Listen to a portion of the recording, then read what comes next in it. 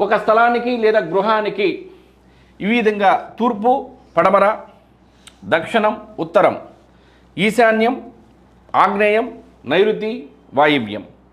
కాబట్టి ఈ స్థలానికి లేదా ఈ గృహానికి తూర్పున గనక రాజమార్గం ఉంటే లేదా తూర్పు రోడ్డు ఉంటే, తూర్పు దారి ఉంటే, అంటే తూర్పు మాత్రమే దారి ఉంటే దానిని తూర్పు స్థలము లేదా తూర్పు బ్లాక్ అంటారు.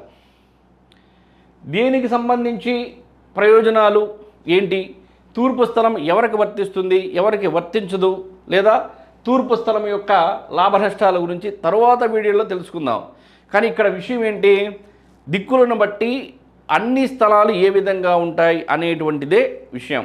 దాని గురించి మాత్రమే చెప్తాను. మిగిలినటువంటి సమాచారం, డెప్త్ సమాచారం తర్వాత మేము చేసేటువంటి వీడియోలో ఉంటుంది. ఆ వీడియోలు, ఆ సమాచారం వాస్తుశాస్త్రం ప్రకారం మీకు కావాలి అంటే మా ఛానల్ని వీక్షించండి.